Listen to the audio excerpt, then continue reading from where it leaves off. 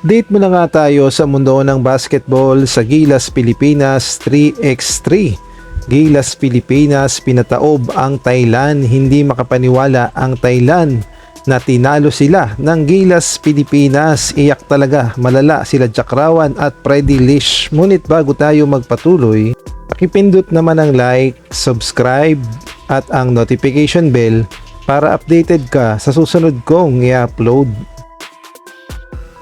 Kaharap na nga sa pangalawang laban ng FIBA Asia Cup 3x3 ang Thailand at ang Gilas Pilipinas. Pareho nga silang 1-0 record at talaga namang mahigpit ang depensa ng Thailand dito sa Gilas Pilipinas. Ngunit kung ating ang babalikan ay ina-underestimate ng Thailand ang kakayahan ng Gilas Pilipinas dahil sa social media pa lamang ay nagpaparinig na itong si Freddy Lish na hindi daw mananalo ang ating Gilas Pilipinas sa kanilang lineup dahil mas experience daw sila at tinalo nila ang Lithuania. Parang tingin nila sa pinadalang lineup ng Gilas Pilipinas ay pipitsugin lamang. Ngunit hindi nga sila makapaniwala na pinaiyak sila ng ating Gilas Pilipinas. Mantakin nyo, ilang araw lamang ang practice ng ating Gilas Pilipinas samantalang ang Thailand ay napakahaba na ng kanilang team chemistry. Ngunit pinataob at pinaiyak sila ng ating Gilas Pilipinas. Kaya naman ang ending, itong Thailand ay eliminated na sa FIBA Asia Cup 3x3.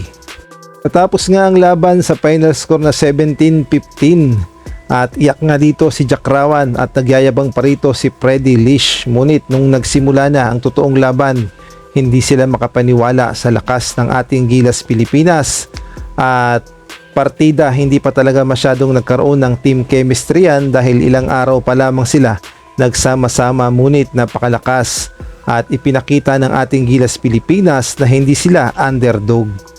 Dahil pasok na nga ang ating Gilas Pilipinas sa second round ng FIBA Asia Cup 3x3, mas mabigat na ang kanilang makakaharap dahil makakalaban na nila ang mas mabigat na kalaban, partikular na itong Mongolia na nag-aabang na sa ating Gilas Pilipinas at gayon na rin makakalaban din ng ating Gilas Pilipinas ang isa pa sa mabigat nilang makakaharap, ang Chinese Taipei. Kaya naman abangan natin kung makakalusot pa ang ating Gilas Pilipinas sa Mongolia at gayon na rin sa Chinese Taipei.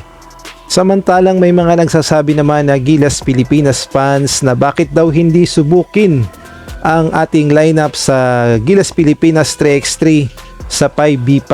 Total daw maganda naman ang kanilang ipinakita dito sa FIBA Asia Cup 3x3 at paniguradong magagamit nila ang kanilang galing sa 5v5. Pwede naman daw magpa-try out si Coach Tim Cone dahil nakaabang na ang mga players na nagpapakitang gilas sa 3x3.